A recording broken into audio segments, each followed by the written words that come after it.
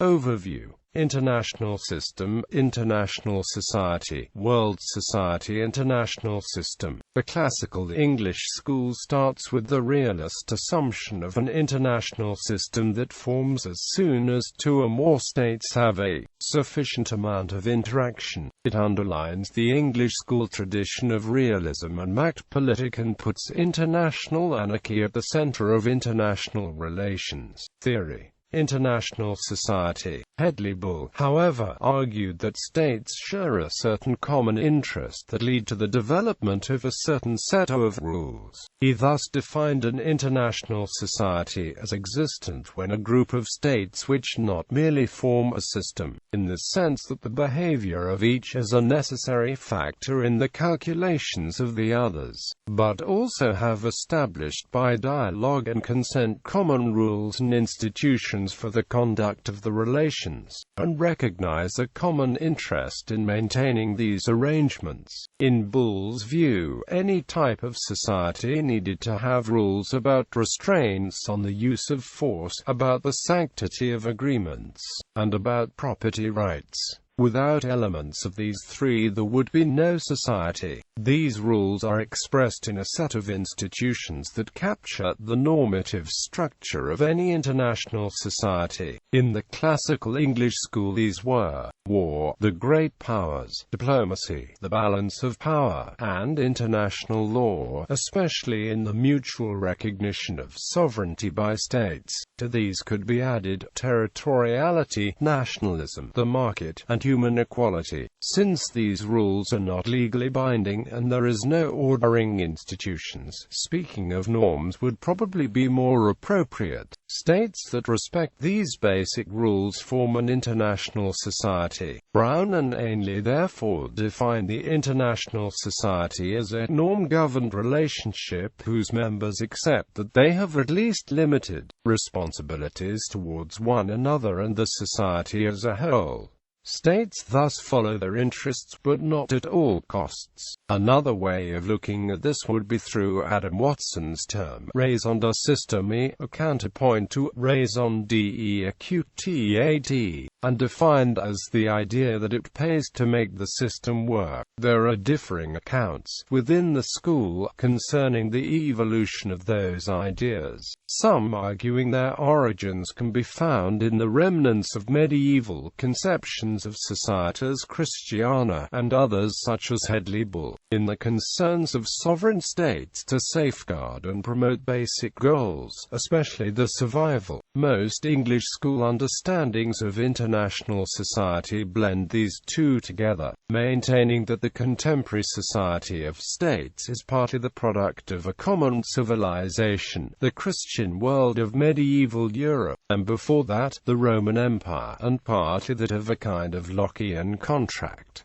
World society. Based on a Kantian understanding of the world, the concept of world society takes the global population as a whole as basis for a global identity. However, Buzan also argued that the concept of world society was the Cinderella concept of English school theory, as it received almost no conceptual development. Re-examination of traditional approaches. A great deal of the English school of thought concerns itself with the examination of traditional international theory, casting it, as Martin White did in his 1950s-era lectures at the London School of Economics, into three divisions: realist, and thus the concept of international system; rationalist, representing the international society; revolutionist, representing world society.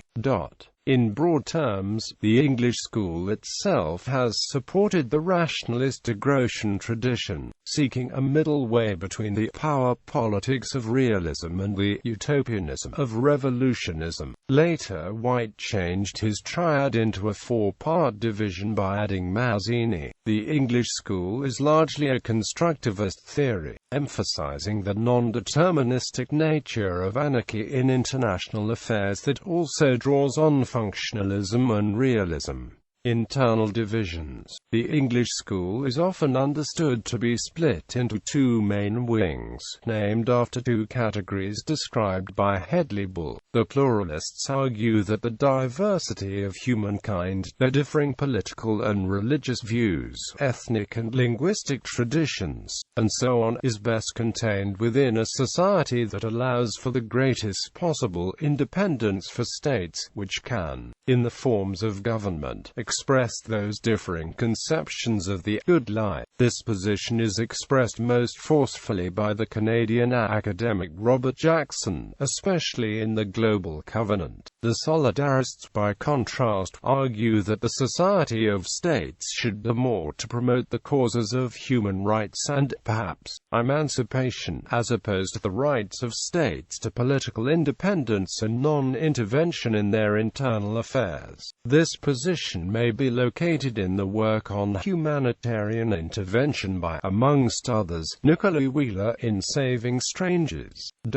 There are, however, further divisions within the school. The most obvious is that between those scholars who acquire that the school's approach should be historical and normative and those who think it can be methodologically pluralist, making use of positivist approaches to the field. Affinities to others. The English school does have affinities. The pluralists have drawn from the classical political realism of Hans Morgenthau, George Kennan. The pluralists have also been influenced by the underpinnings of Reinhold Niebuhr's Christian realism. The solidarists have drawn from realist writers, such as Stanley Hoffmann.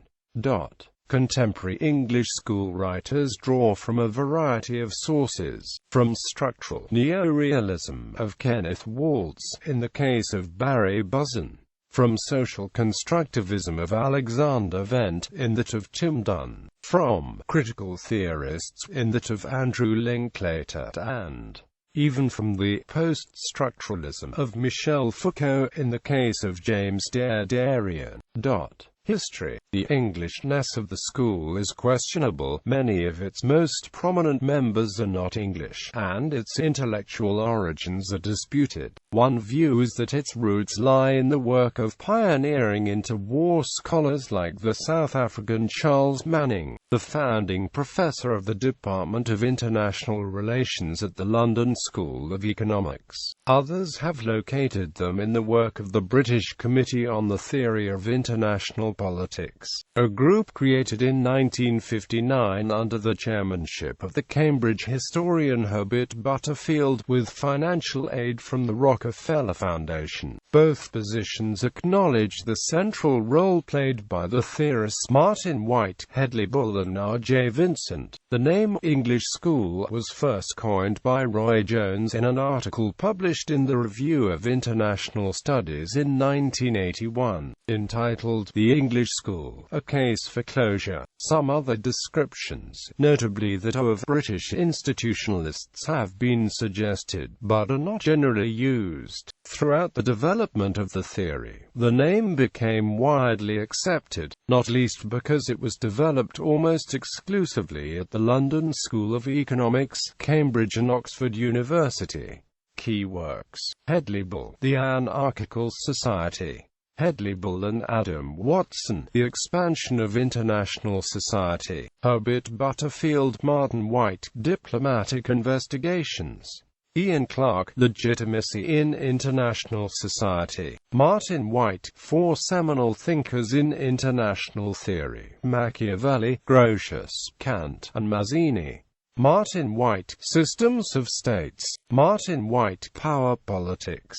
Martin White, International Theory. Tim Dunn, Inventing International Society, A History of the English School. Barry Buzan, From International to World Society. English School Theory and the Social Structure of Globalization. Nicola Wheeler, Saving Strangers. Brunello Vigezzi, The British Committee on the Theory of International Politics, The Rediscovery of History. Andrew Linklater and Haidmi Shuganami, The English School of International Relations, A Contemporary Reassessment. Andrew Horrell, On Global Order, Power, Values, and the Constitution of International Society. Edward Keane, Beyond the Anarchical Society. Grotius, Colonialism and Order in World Politics. James Mayall, Nationalism and International Society. James Mayall, World Politics. Adam Watson, The Evolution of International Society, London, Routledge. Barry Buzan, An Introduction to the English School of International Relations, The Societal Approach, Cambridge, Polity. Holsti, Kalevij, Taming the Sovereigns, Institutional Change in International Politics, Cambridge University Press. Jackson, Robert H. The Global Covenant, Human Conduct in a World of States, Oxford, Oxford University Press.